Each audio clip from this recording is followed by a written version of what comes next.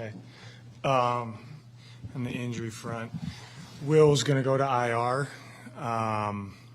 D-Rob will be out on the grass this week. Zay Jones will be out on the grass this week. And then we'll see how Matt Prater does moving forward here. The game, kind of what I said, good battle. Thought we showed resiliency. All three phases had a hand in it. Made the corrections from the game, and on to Green Bay. Go ahead. Does Will have a chance to come back this season, or does he? No. Coach, how tough is that, losing now 2 starters in the offensive line? Yeah, Will was playing really well. He's playing really good ball for us. He's an integral part to our toughness and our attitude and, doing things the right way, practicing the right way, playing the right way. It's a tough one to lose, but he'll recover from it. He'll get back, and he'll be back, saddled up again. I'm sure of that, knowing him. And the guys that we feel good about. We'll get the right lineup in there and go to work. What would you like to see from Darius this week? Just to move around and play football, What did you see from Tristan when he went in at right guard? I did some good things. I really did. He's played a lot of ball for us, so I feel really good about him going in the game and playing. What does that maybe open up the door for like a guy like John Gaines now? Yeah, we'll see. We'll everyone will get reps in there, you know what I mean? And they all got to be ready to go. If you got a jersey on game day, you got to be ready to play. So those interior spots, we got multiple guys that can fill that role. Certain guys can play left and right, So we'll find the best combination, and there'll be, those guys with their role changing now because of Will will maximize their opportunity. Is that a concern when you have 2 injuries on the same side of the line to maybe move a guy over, something like that? Or Yeah, I think, that Clayton does a good job of mixing and matching those guys in practice. I know last year you weren't here, but you guys know that's kind of how we do things anyhow.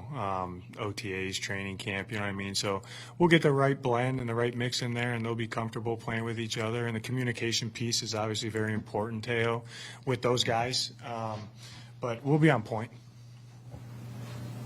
How big was that win yesterday just for the team, the overall? Yeah, it's a big win. I mean, it's a really good opponent on the road in the division, and we did enough to win the game. But, right now we're on to Green Bay. After watching the film, what did you like from Jalen Thompson and Rabbit with their adjustments not having Garrett? Got your flu shot. I know that because we had 7 to 9 nurse flu shots today. I didn't have time to get one. I don't get sick, though. Jalen played extremely well. I thought from a coverage perspective, really denied the ball, was tight. Obviously had, 2 PBUs, I think. He had the play at the end there to disrupt the quarterback. I thought Rabbit went in and played well. I know he had a PBU, couple tackles. We all got some things to clean up. That was his first, live, real good reps, and he'll take a big jump, the next opportunity that he gets. As a DB's guy, what are you seeing from Max Mellon from now to, from the beginning of the year to now? When his technique is on, he can be really good, but there's certain plays we pointed out today with him, and he would tell you he'd be the first one to tell you he's got to make that sure that that's consistent. That's their world out there. They got, it's we ask our guys to do probably more than most on the mental side. So I don't want to discredit the mental side, but if you really look at corner play, there's 5 to 8 techniques that you have to master, because that's what allows you to win your one-on-one and the down. And I think he's doing a good job of working on those techniques, getting better, being a technician. But the skill set's there, the want-to's there, the toughness is there, the mental is there. He just needs to play. How much will it help, do you think, getting Zay back on the offense to join with everybody else? Yeah, I'm excited about Zay adding in here. So we'll find the right ways to deploy him, and he's a playmaker for us. He can play all 3 positions and he can make plays. So absolutely, Howard. I'm excited to get him back. I was going to say, we know he doesn't immediately count against the roster. Is that to be determined after his week of practice? I think so. Yeah, that's fair to say. What was the conversation like on the headsets leading into that last play by Jalen? Was there, or is that just something that Nick just called on his own? Did you? No, that's I know what you mean. It was a good plan because we had a good beat on what we were anticipating, and it was a good call by Nick, and it was well executed. Being 2-0 in the division, does that do anything different than if you were 2-3 and hadn't had those division games? Not to me. Why was this, in this specific game, why were you guys able to generate so much consistent pressure on Brock Purdy? It was one of his more challenging games in the pocket when facing pressure. I think a coverage had a hand in that. You know, I think we got tight when we needed to, and then we put air in the coverage when we needed to. So give him some different looks, I think. But rush and coverage go together. Guys did a good job. What were your thoughts on Kyler pointing? Xavier said that they'll probably be addressed in the meeting this morning. Yeah, I'll keep the team meeting myself. But I said, if you do that, you better be the fastest human on the planet. He backed it up then. He did. I think it was 22 miles an hour. What do you say to that, Tyler? Did you have a baby yet? I will be gone starting tomorrow. So. Okay. Good luck with that. Thank you. With Keytrow, what did you see out of him just getting the Yeah, I update? thought he competed. You know what I mean? I thought I'm sure he wants some plays back, but I thought he competed, and he, you know, he was on fire. You know, as far as effort and all that. He's got some things to clean up, but I thought he did a good job. Go ahead. The red zone success is probably unusual to have it at that level, especially against a team like that, and especially the 4 times when they had first down inside the 10. Is it just making plays, or is it any explanation, or is it just good defense? I would say I thought it was a good plan by Nick and the staff, and then it was well executed, and the want to showed up. You know, you got to be resilient, especially some of how those went. You know, the one after the explosive to Brandon Ayuk, you know, when they got down there, I thought Sean did a good job of getting that on the ground, give us a chance, have no field goal, you know. I thought the run game was good down there, and we defended the pass pretty well. You know, so it was high-level execution to keep points off the board, because that was, you know, probably one of the reasons that went into winning the game. What's that like when you allow them to get that far, but then you do that to stop them? Like, how do you, is that... Keeps points off the board, you know what I mean? But again, like I always say to those guys, like you can have kind of 2 mindsets down there, and you would like to have the mindset of, we have 12 guys to defend now, we got to keep points off the board. So I think that's critical for them guys to feel comfortable down there. We do a lot of red zone in practice, you know what I mean? They understand the calls, but it's hard down there. You know what I mean? You can't. There's a lot of passing game that kind of goes away, right? But you have to, in turn, you have to defend different parts of the field because of where you're at. You know what I mean? And you got to change your technique, and there's different calls. You know, so high level execution. But I think the major thing is psychologically when you get down there, is it, oh man, we're in the red zone, or is it, oh man, we're in the red zone, let's keep points off the board? And I think our guys do a good job of that.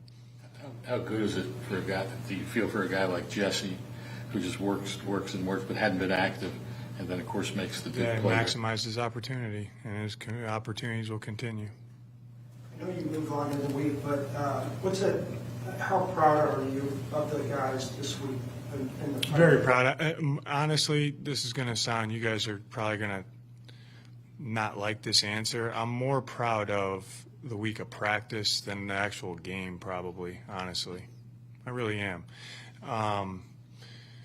You know, it just shows you the leadership, and that you got the right guys in the locker room, you know what I mean? Because the NFL, it's week to week, and you're going to go through ups and downs, and you try not to ride the emotional roller coaster, but that's real in the NFL. You know, the sky's falling, you're the best, you're the worst. Like, it's you got to block that out, and you got to maximize the day.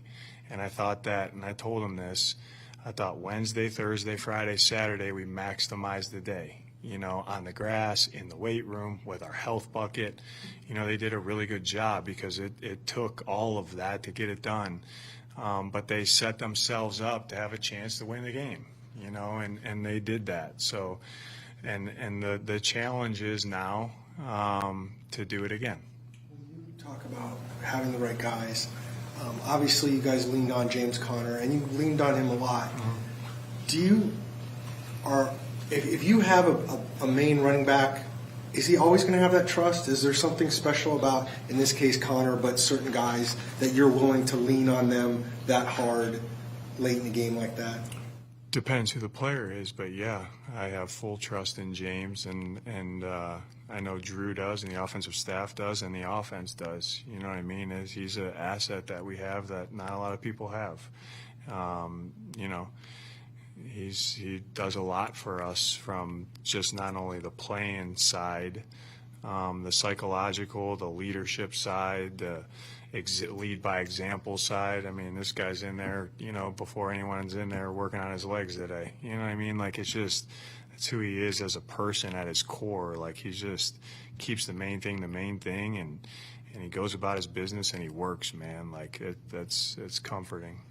The week of practice, and I know you don't like to look backwards, but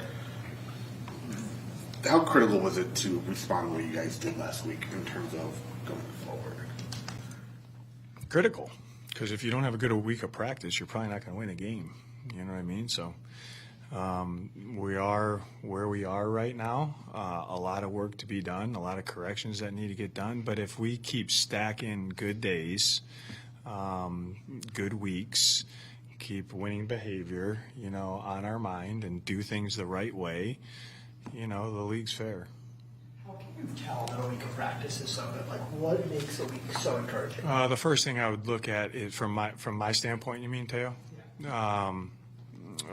Energy, how we practice, and then the mindfulness of the details of each play and the plan. And you know, we put a lot on our guys mentally. Like, it's not easy to play here. Like, we give them a lot of things, not just like schematically, but I put a lot on those guys, like not just offense, defense, special teams, but like the global view of the game. And our guys take to that because we show them why it's important, you know.